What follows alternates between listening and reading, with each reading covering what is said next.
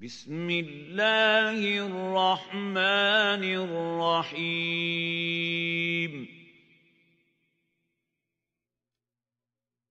قد سمع الله قول التي تجادلك في زوجها وتشتكي إلى الله والله يسمع تحاوركما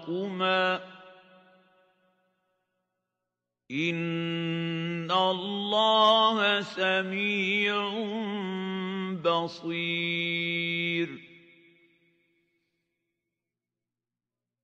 الذين يظاهرون منكم من نسائهم ما هن أمهاتهم إن أمهاتهم إلا اللائي ولدنهم وإنهم ليقولون منكرا من القول وزورا وَإِنَّ اللَّهَ لَعَفُوٌّ غَفُورٌ. அத்தியாயம் அல் முஜாதலா மதீனாவில் அருளப்பட்டது. வசனங்கள் 22. அளவிலா கருணையும் இணையிலா கிருபையும் உடைய அல்லாஹுவின் திருப்பெயரால். தன்னுடைய கணவர் விஷயத்தில் உம்மிடம் விவாதித்துக் கொண்டும் அல்லாஹுவிடத்தில் முறையிட்டுக் கொண்டும் இருக்கின்ற பெண்ணின் சொல்லை திண்ணமாக அல்லாஹு கேட்டுக்கொண்டான். உங்கள் இருவரின் உரையாடலை அல்லாஹு கேட்டுக்கொண்டுதான் இருக்கிறான். நிச்சயமாக அல்லாஹு அனைத்தையும் கேட்பவனும் பார்ப்பவனும் ஆவான். கணவன் தனது மனைவியை தன் தாய்க்கு ஒப்பிட்டு கூறி விவாகரத்தை நாடுகின்ற முறையான லிஹார் எனும் முறையில் உங்களில் எவர்கள் தம்முடைய மனைவியரை லிஹார் செய்கின்றார்களோ அவர்களின் மனைவியர் அவர்களுக்கு அன்னையராகிவிட மாட்டார்கள். அவர்களை பெற்றெடுத்தவர்களே அவர்களின் அன்னையர் ஆவர். அவர்கள் கடும் வெறுப்புக்குரிய பொய்யான சொல்லை கூறுகின்றார்கள். மேலும் உண்மை யாதெனில் அல்லாஹு பெரிதும் பிழை பொறுப்பவனாகவும் மன்னிப்பவனாகவும் இருக்கின்றான். وَالَّذِينَ يُظَاهِرُونَ مِن نِّسَائِهِمْ ثُمَّ يَعُودُونَ لِمَا قَالُوا فَتَحْرِيرُ رَقَبَةٍ مِّن قَبْلِ أَن يَتَمَاسَّا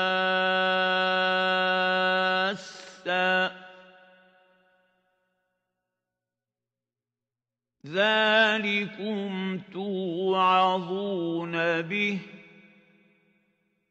وَاللَّهُ بِمَا تَعْمَلُونَ خَبِيرٌ. فَمَن لَّمْ يَجِدْ فَصِيَامُ شَهْرَيْنِ مُتَتَابِعَيْنِ مِن قَبْلِ أَن يَتَمَاسَّا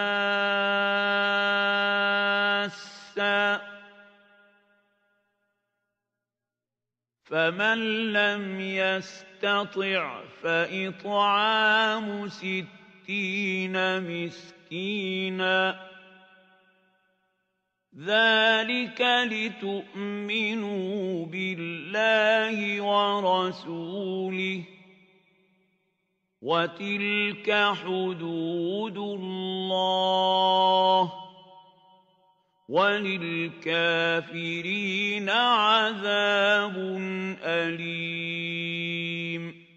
எவர்கள் தங்களுடைய மனைவியரை லிஹார் செய்து பின்னர் தாங்கள் கூறிய சொல்லை விட்டு திரும்பி விடுகின்றார்களோ அவர்கள் இருவரும் ஒருவரையொருவர் தீண்டும் முன்பாக ஓர் அடிமையை விடுதலை செய்ய வேண்டும். இவ்வாறு உங்களுக்கு அறிவுரை கூறப்படுகின்றது.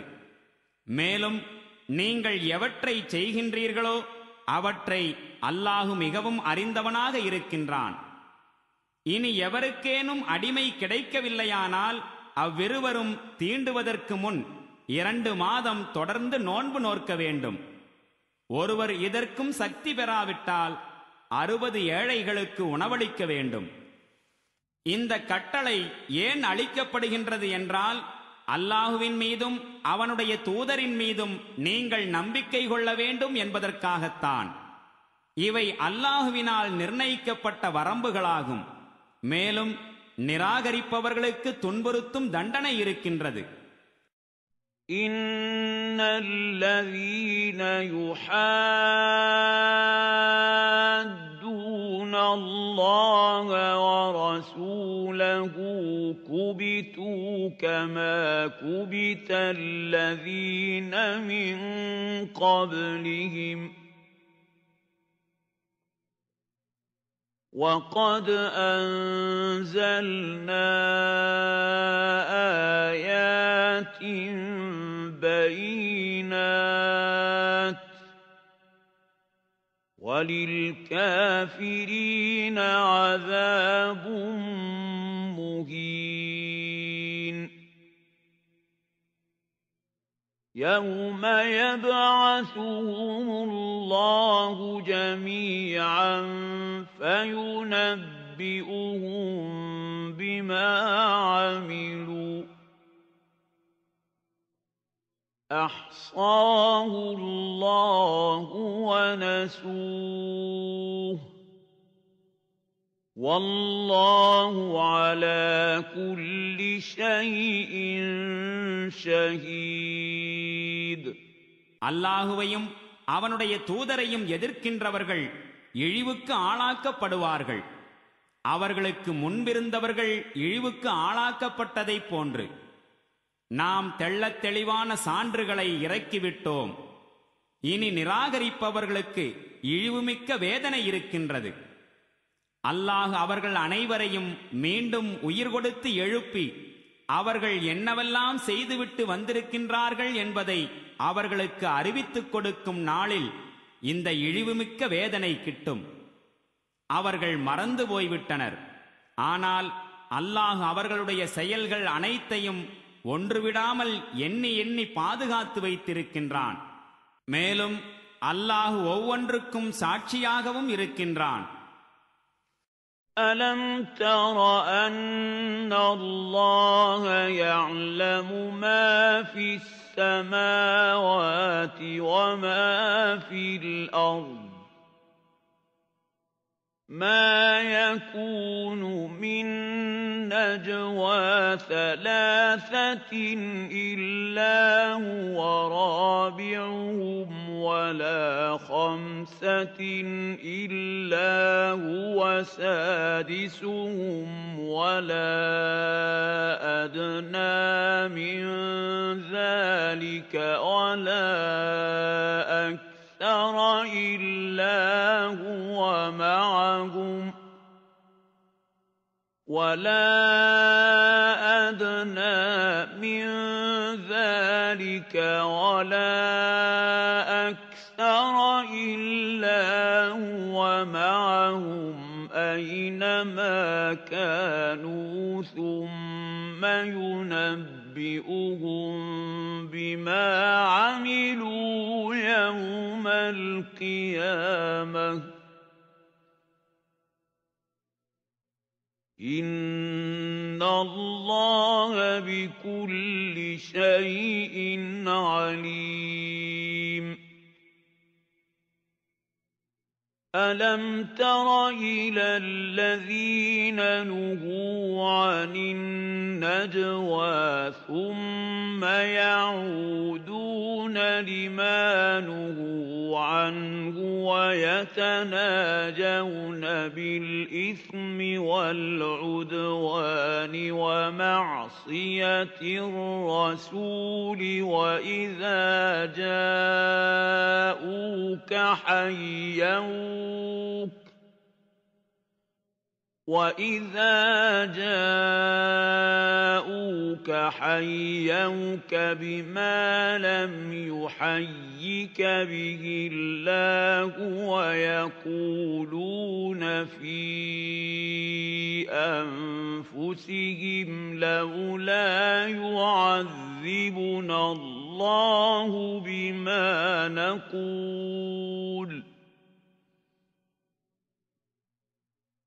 حَسْبُهُمْ جَهَنَّمُ يَصْلَوْنَهَا فَبِئْسَ الْمَصِيرُ. வானங்களிலும் பூமியிலும் உள்ள ஒவ்வொன்றையும் அல்லாஹ் அறிகின்றான் என்பது உமக்கு தெரியாதா என்ன? 3 மனிதர்களிடையே இரகசிய பேச்சுவார்த்தை எதுவும் நடப்பதில்லை, அவர்களிடையே 4வதாக அல்லாஹ் இருந்தே தவிர. அல்லது 5 மனிதர்களிடையே இரகசிய பேச்சு எதுவும் நடப்பதில்லை, அவர்களிடையே 6வதாக அல்லாஹ் இருந்தே தவிர. இரகசிய பேச்சுக்களை பேசுவோர் இதனைவிட குறைவாக இருந்தாலும் கூடுதலாக இருந்தாலும் அவர்கள் எங்கே இருந்தாலும் அவர்களுடன் அல்லாஹ் இருக்கின்றான். பின்னர் அவர்கள் என்னவெல்லாம் செய்திருக்கின்றார்கள் என்பதை அவன் மறுமை நாளில் அவர்களுக்கு அறிவித்துக் கொடுப்பான். திண்ணமாக அல்லாஹ் எல்லாவற்றையும் அறிந்தவனாக இருக்கின்றான். எவர்கள் இரகசிய பேச்சுக்கள் பேசுவதை விட்டு தடுக்கப்பட்டிருந்தார்களோ அவர்களை நீர் பார்க்கவில்லையா என்ன? அவர்கள் தடுக்கப்பட்டிருந்த செயல்களையே மீண்டும் செய்கின்றார்கள். மேலும் இவர்கள் தங்களிடையே ஒளிந்து ஒளிந்து பாவமான வரம்பு மீறுகின்ற தூதருக்கு மாறு செய்கின்ற பேச்சுக்களையே பேசுகின்றார்கள். மேலும் இவர்கள் உம்மிடம் வரும்போது எந்த முறையில் அல்லாஹ் உமக்கு வாழ்த்து கூறவில்லையோ அந்த முறையில் இவர்கள் உமக்கு சலாம் சொல்கின்றார்கள். மேலும் தங்களுடைய உள்ளங்களில் கூறிக்கொள்கின்றார்கள், நம்முடைய இந்த பேச்சுக்களுக்காக அல்லாஹ் நமக்கு ஏன் தண்டனை தருவதில்லை? அவர்களுக்கு நரகமே போதுமானது, அதற்கே அவர்கள் எரிபொருளாகுவார்கள். அவர்களின் கதி எத்துணை தீயது. يَا أَيُّهَا الَّذِينَ آمَنُوا إِذَا تَنَاجَيْتُمْ فَلَا تَتَنَاجَوْا بِالْإِثْمِ وَالْعُدْوَانِ وَمَعْصِيَةِ الرَّسُولِ وَتَنَاجَوْا بِالْبِرِّ وَالتَّقْوَى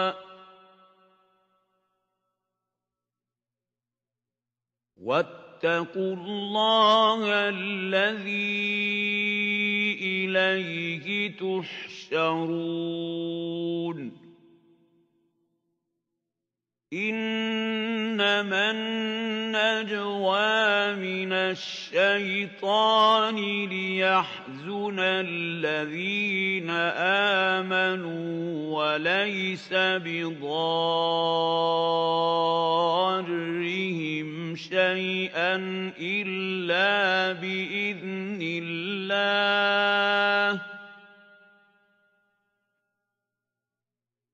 وَعَلَى اللَّهِ فَلْيَتَوَكَّلِ الْمُؤْمِنُونَ. இறை நம்பிக்கை கொண்டவர்களே, நீங்கள் உங்களுக்குள் இரகசியம் பேசுவீர்களாயின் பாவம் செய்வதற்காகவும் வரம்பு மீறுவதற்காகவும் தூதருக்கு மாறு செய்வதற்காகவும் இரகசியம் பேசாதீர்கள். மாறாக நன்மையானதும் இறையச்சமுடையதுமான பேச்சுக்களையே பேசுங்கள். மேலும் எந்த இறைவன் முன்னிலையில் நீங்கள் ஒன்று சேர்க்கப்பட இருக்கின்றீர்களோ அந்த இறைவனுக்கு அஞ்சியவாறு இருங்கள். கிசுகிசுப்பது ஷைத்தானிய செயலாகும். இறை நம்பிக்கை கொண்டோரை மனம் நோகச் செய்வதற்காகத்தான் அது செய்யப்படுகின்றது. ஆயினும் இறைவனின் அனுமதியின்றி அதனால் அவர்களுக்கு சிறிதும் நஷ்டம் ஏற்படுத்த முடியாது. மேலும் இறை நம்பிக்கையாளர்கள் அல்லாஹுவையே முற்றிலும் சார்ந்திருக்க வேண்டும். يَا أَيُّهَا الَّذِينَ آمَنُوا إِذَا قِيلَ لَكُمْ تَفَسَّحُوا فِي الْمَجَالِسِ فَافْسَحُوا يَفْسَحِ يفسح الله لكم وإذا قيل انشزوا فانشزوا يرفع الله الذين آمنوا منكم والذين أوتوا العلم درجات والله بما تعملون خبير. இறை நம்பிக்கை கொண்டவர்களே, அவைகளில் நகர்ந்து இடம் ஏற்படுத்திக் கொடுங்கள் என்று உங்களிடம் கூறப்பட்டால் இடம் ஏற்படுத்திக் கொடுங்கள். அல்லாஹ் உங்களுக்கு இடம் ஏற்படுத்தி தருவான். மேலும் எழுந்து செல்லுங்கள் என உங்களிடம் சொல்லப்பட்டால் எழுந்து செல்லுங்கள். உங்களில் எவர்கள் இறை நம்பிக்கை கொண்டிருக்கின்றீர்களோ, மேலும் எவர்களுக்கு ஞானம் வழங்கப்பட்டிருக்கின்றதோ அவர்களுக்கு அல்லாஹ் உயர்ந்த பதவிகளை வழங்குவான். மேலும் நீங்கள் செய்பவை அனைத்தையும் அல்லாஹ் அறியக்கூடியவனாக இருக்கின்றான். يا أيها الذين آمنوا إذا ناجيتم الرسول فقدموا بين يدي نجواكم صدقة ذلك خير لكم وأطهر فإن لم تجدوا فإن الله غفور رحيم. இறை நம்பிக்கை கொண்டவர்களே, நீங்கள் தூதருடன் தனிமையில் பேசுவதாயின் அவ்வாறு பேசுவதற்கு முன் சிறிது தான தர்மம் செய்யுங்கள். இது உங்களுக்கு நன்மையானதும் மிக தூய்மையானதுமாகும். ஆனால் தர்மம் செய்வதற்கு எதுவும் உங்களிடம் இல்லை என்றால் திண்ணமாக அல்லாஹ் பெரிதும் மன்னிப்பவனாகவும் கருணை மிக்கவனாகவும் இருக்கின்றான். أَأَشْفَقْتُمْ أَن تُقَدِّمُوا بَيْنَ يَدَيْ نَجْوَاكُمْ صَدَقَاتٍ فَإِذْ لَمْ تَفْعَلُوا وَتَابَ اللَّهُ عَلَيْكُمْ فَأَقِيمُوا الصَّلَاةَ وَآتُوا الزَّكَاةَ وَأَطِيعُوا اللَّهَ وَرَسُولَهُ وَاللَّهُ خَبِيرٌ بِمَا تَعْمَلُونَ. தனிமையில் உரையாடுவதற்கு முன் தான தர்மங்கள் வழங்க வேண்டியிருக்குமே என்று நீங்கள் பயந்து விட்டீர்களா? பரவாயில்லை, நீங்கள் அப்படி செய்யவில்லையானால் அதற்காக அல்லாஹ் உங்களை மன்னித்து விட்டான். நீங்கள் தொழுகையை நிலைநாட்டிக் கொண்டும் ஜகாத்தை கொடுத்து கொண்டும் இருங்கள். மேலும் அல்லாஹுவுக்கும் அவனுடைய தூதருக்கும் கீழ்ப்படிந்து வாழுங்கள். நீங்கள் செய்பவை அனைத்தையும் அல்லாஹ் நன்கு அறிந்தவனாக இருக்கின்றான். أَلَمْ تَرَ إِلَى الَّذِينَ تَوَلَّوْا قَوْمًا غَضِبَ اللَّهُ عَلَيْهِمْ مَا هُمْ مِنكُمْ وَلَا مِنْهُمْ وَيَحْلِفُونَ عَلَى الْكَذِبِ وَهُمْ يَعْلَمُونَ.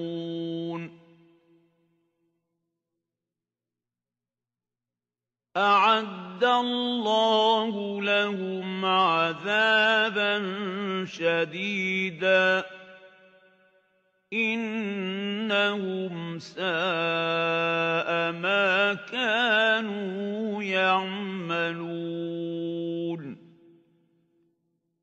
اتَّخَذُوا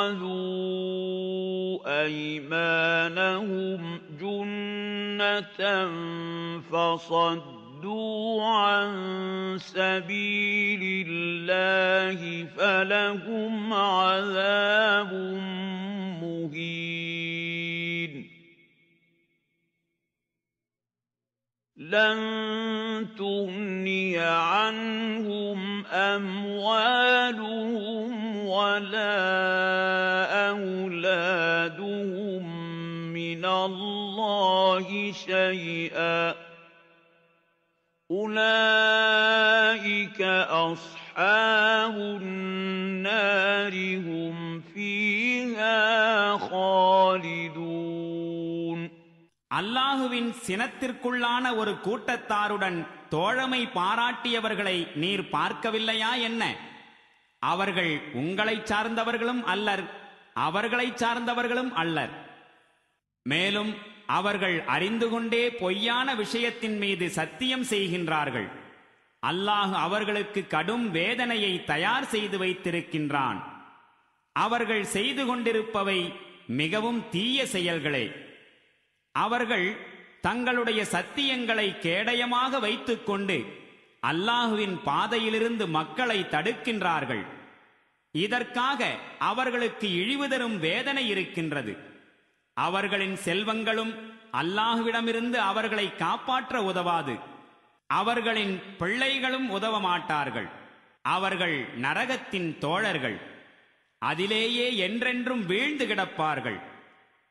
يَوْمَ يَبْعَثُهُمُ اللَّهُ جَمِيعًا فَيَحْلِفُونَ لَهُ كَمَا يَحْلِفُونَ لَكُمْ وَيَحْسَبُونَ أَنَّهُمْ عَلَى شَيْءٍ أَلَا إِنَّهُمْ هُمُ الكاذبون. استحوذ عليهم الشيطان فأنساهم ذكر الله أولئك حزب الشيطان ألا إن حزب الشيطان هم الخاسرون.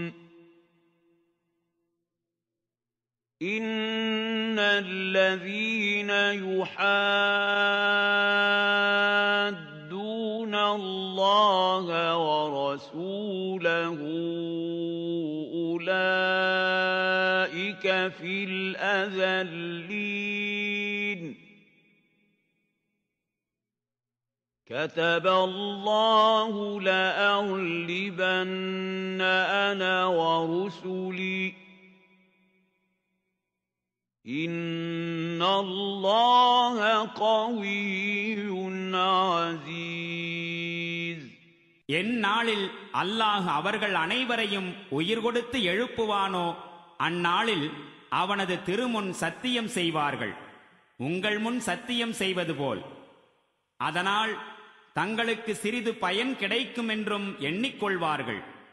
நன்கு அறிந்து கொள்ளுங்கள், அவர்கள் பெரும் பொய்யர்கள். ஷைத்தான் அவர்களின் மீது ஆதிக்கம் செலுத்திவிட்டான். இறைவனை பற்றிய நினைப்பை அவர்களின் உள்ளங்களிலிருந்து மறக்கடித்து விட்டான். அவர்கள் ஷைத்தானுடைய கட்சியினராவர். தெரிந்து கொள்ளுங்கள், ஷைத்தானுடைய கட்சியினர்தாம் நஷ்டம் அடையக்கூடியவர்கள். எவர்கள் அல்லாஹுவையும் அவனுடைய தூதரையும் எதிர்க்கின்றார்களோ அவர்கள் திண்ணமாக மிகவும் கேவலமான படைப்பினங்களை சார்ந்தவர்களாவர். நானும் என்னுடைய தூதர்களுமே நிச்சயமாக வெல்லுவோம் என்று அல்லாஹ் எழுதிவிட்டான். உண்மையில் அல்லாஹு பேராற்றல் உடையோனும் வலிமை மிக்கோனுமாயிருக்கின்றான். لا تجد قوما يؤمنون بالله واليوم الآخر يوادون من حاد الله ورسوله ولو كانوا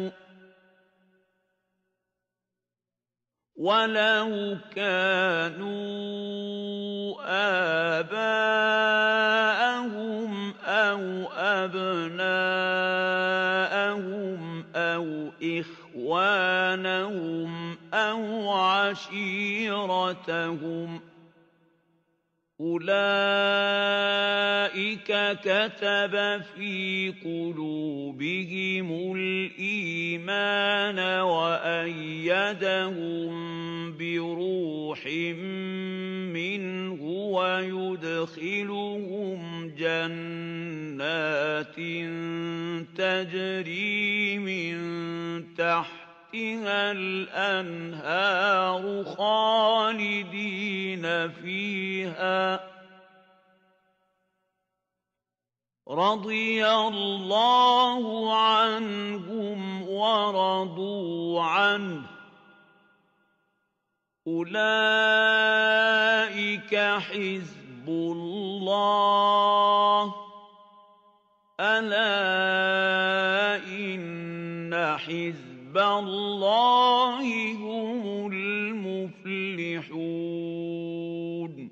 அல்லாஹுவின் மீதும் மறுமை நாளின் மீதும் நம்பிக்கை வைத்திருக்கும் மக்கள் அல்லாஹுவையும் அவனுடைய தூதரையும் எதிர்ப்பவர்கள் மீது அன்பு செலுத்துவதை நபியே நீர் காண மாட்டீர். அத்தகையோர் அவர்களுடைய தந்தையராயினும் அல்லது அவர்களுடைய தனையர்களாயினும் அல்லது அவர்களுடைய சகோதரர்களாயினும் அல்லது அவர்களுடைய குடும்பத்தினராயினும் சரியே, அவர்களின் இதயங்களில் அல்லாஹ் ஈமானை நம்பிக்கையை பதித்து வைத்து விட்டான். மேலும் தன் சார்பிலிருந்து ரூஹை வழங்கி அவர்களுக்கு வலிமை சேர்த்தான். மேலும் கீழே ஆறுகள் ஓடும் சுவனங்களில் அவன் அவர்களை புகச் செய்வான். அங்கே அவர்கள் என்றென்றும் தங்கி வாழ்வார்கள். அல்லாஹ் அவர்களை கொண்டு திருப்தி அடைந்தான், அவர்களும் அல்லாஹுவை கொண்டு திருப்தி அடைந்தார்கள். அவர்கள் அல்லாஹுவின் கட்சியினராவர். அறிந்து கொள்ளுங்கள், அல்லாஹுவின் கட்சியினர்தாம் வெற்றி அடையக்கூடியவர்கள்.